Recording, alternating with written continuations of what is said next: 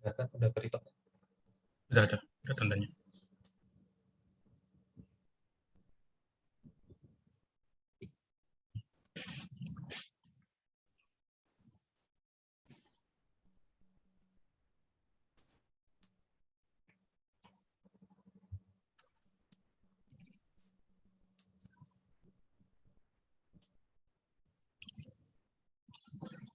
Assalamualaikum warahmatullahi wabarakatuh.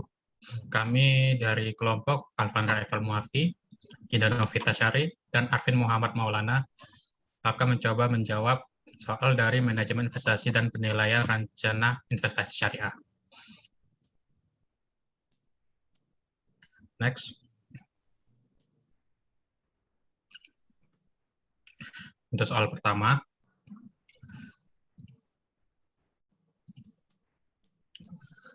Rafka berencana untuk membeli sebuah rumah yang berharga $100.000, yang dimana akan menghasilkan $7.500 per tahunnya. Rafka juga berencana untuk membeli sebuah mobil sebesar $50.000, yang dimana mobil tersebut akan direntalkan, yang akan menghasilkan $2.500 per tahunnya, $2.500 per tahunnya. Berapa banyak waktu yang dibutuhkan Rafka untuk balik modal? Jadi di sini diketahui yaitu harga beli rumah tadi sebesar $100.000 dengan tingkat pendapatan $7.500 per tahun.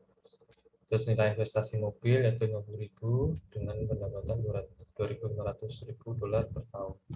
Berapa lama waktu yang dibutuhkan untuk kembali modal?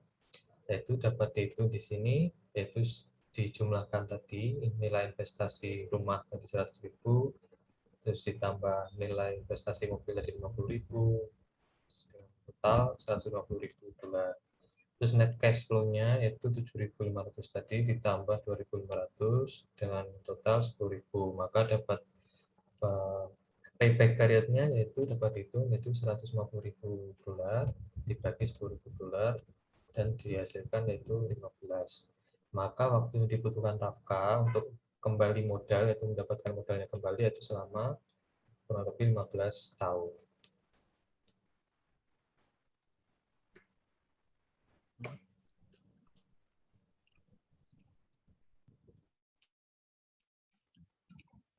Soal kedua,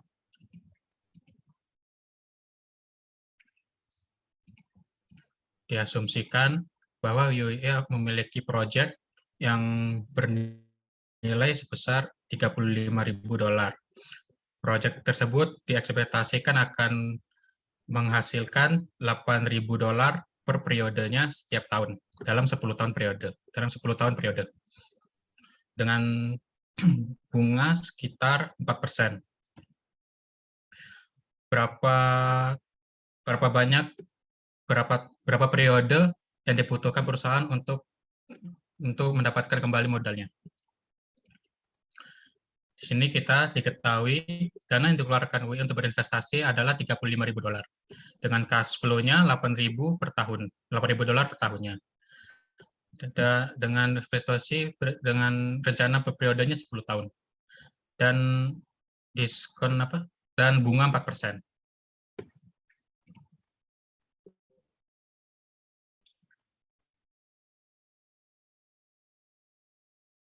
Next. Kita lihat di tabel ini, investasi awal UI adalah $35.000. Di mana nanti itu akan dikurangi 8.000 dari cash flow-nya, $8.000 dibagi 1 tambah 4%, pangkat 1 karena ini tahun pertama, dan menghasilkan $7.692,31. Dengan 7.000 hasil dari diskon tadi dikurangi $35.000 dan menghasilkan untuk tahun pertama $27.307,69. Untuk tahun keduanya tetap sama, cuma di sini pangkat 2 dan menghasilkan $7.396,45. Dikurangi dari tadi yang $27.000 menghasilkan $19.911,24 dolar. Tahun ketiga juga sama dengan hasil $7.111,97 dolar dan menghasilkan $12.799,27 dolar. Tahun keempat juga sama dengan pangkat 4 dan menghasilkan $6.838,43 dolar. Dan hasil investasi untuk tahun keempat tinggal $5.960,84 dolar. Untuk tahun kelima, cara yang sama, pangkat 5, menghasilkan $6.575,42 dolar. Dan di sini UI sudah balik modal dengan hasil minus $614,5766 dolar. Karena di tahun kelima investasi sudah minus atau UI sudah mendapatkan keuntungan, dan soal ditanyakan bahwa tahun keberapa UI akan balik modal, yaitu antara tahun keempat dan tahun kelima. Maka dapat dihitung dengan cara tahun keempat ditambah $5.960,84 dolar dibagi dengan hasil dari bunga tadi, yaitu bunga tahun kelima, yaitu $6.575,40 dolar. Dan didapat hasilnya 0,91 tambah 4. Dan yaitu UI akan balik modalnya akan kembali pada tahun 4,91 atau 4 tahun lebih 9 bulan. Next.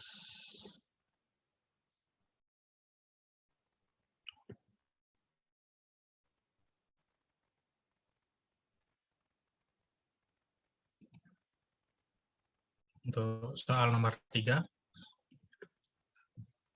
Sebuah investasi real estate diekspektasikan akan mendapatkan keuntungan sebesar $42.000 pada tahun pertama, $62.000 pada tahun kedua, dan $76.000 pada tahun ketiga, pada tahun pertama ketiga. Jika modal utamanya adalah $500.000, berapa banyak keuntungan rata-rata per tahunnya? Jadi dapat dihitung, yaitu diketahui tingkat investasi, tingkat keuntungan investasi, ya, ekspektasi keuntungan, ya kan, ya, prediksi keuntungan pada tahun pertama itu $42.000, tahun ketiga $62.000 dan tahun ketiga $76.000 dengan modal investasi awal yaitu $500.000. Berapa rata-rata pengembalian per tahun? Maka dapat dihitung, yaitu tadi jumlah ekspektasi keuntungan, jumlah terus dibagi 3 tahun. Jadi 180.000 bagi 3 sama dengan 60.000. Setelah itu rata-rata pengembalian per tahunnya dapat dihitung dari cara 60.000 tadi, rata-rata jumlah keuntungan tadi dibagi dengan modal investasi awal 500.000. Jadi didapatkan 0,12 atau 12%. Jadi tingkat pengembalian rata-rata per tahun pada investasi real estate tersebut yaitu sebesar 12%.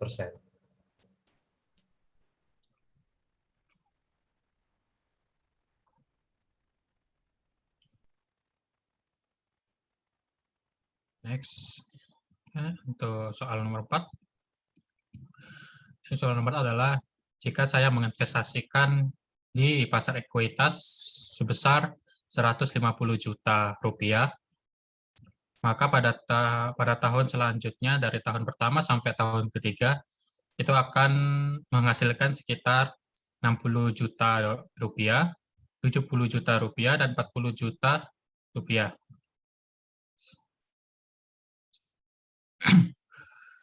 Jika saya mendapatkan keuntungan dari investasi tersebut dengan rate of return-nya 10%, berapa banyak keuntungan tersebut yang akan saya hasilkan? Sini kita ketahui modal investasi yang kita keluarkan adalah 150 juta. Dengan tingkat keuntungannya per tahun, yaitu dari tahun ketiga sampai dari tahun pertama sampai tahun ketiga adalah 60 juta, 70 juta, dan 40 juta. Dengan tingkat pengembaliannya 10%. Jadi ditanyakan adalah, apakah saya mendapatkan keuntungan? Jika iya, berapa banyak keuntungannya? Itu jawabannya, tahun pertama, 60 juta dibagi 1 tambah 10%. Pangkat 1 karena ini dari tahun pertama, saya akan mendapatkan keuntungan sebesar 54.540.000. Untuk ke tahun keduanya, yaitu 70 juta dibagi 1 tambah 10%, pangkat 2, karena ini tahun kedua, saya akan mendapatkan keuntungan sebesar 57.820.000. Untuk tahun ketiga, yaitu 40 juta, bagi 1 tambah 10%, pangkat 3, karena ini tahun ketiga, akan saya mendapatkan keuntungan 30.040.000. Jumlah dari tadi, jumlah net cash flow-nya akan didapatkan dari jumlah keseluruhan dari tahun pertama sampai tahun ketiga, yaitu keuntungan saya, yaitu 142.400.000.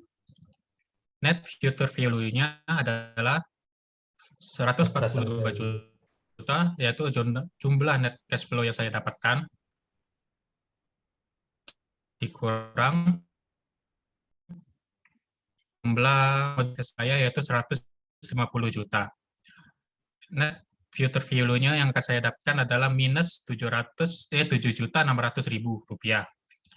Jadi yang dapat saya simpulkan adalah jika saya melakukan investasi pada pasar modal tersebut, itu saya hanya akan mendapatkan kerugian karena keuntungan yang akan saya dapatkan adalah minus 7.600.000, yang artinya modal yang saya keluarkan lebih besar daripada keuntungan yang akan saya dapatkan ke depannya.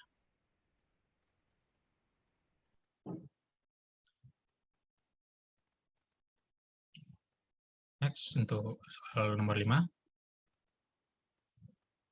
Sebuah perusahaan berencana untuk melakukan investasi sebesar 200 juta rupiah tanpa adanya pengurangan aset. Jika cash flow-nya adalah 50 juta rupiah per tahun dalam 5 tahun periode, dan recurrent rate of return atau RRR-nya diasumsikan adalah 10%. Berapa banyak IRR dan berapa banyak IRR yang akan didapatkan dan apa kesimpulannya?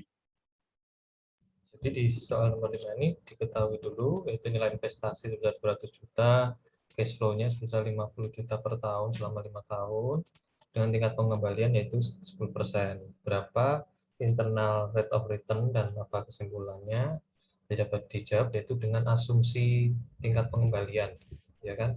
Jadi tingkat pengembalian itu diasumsi sebesar, untuk dapat menghitungnya itu maka diasumsikan. Nah, yang kita asumsikan yang pertama itu sebesar 7%.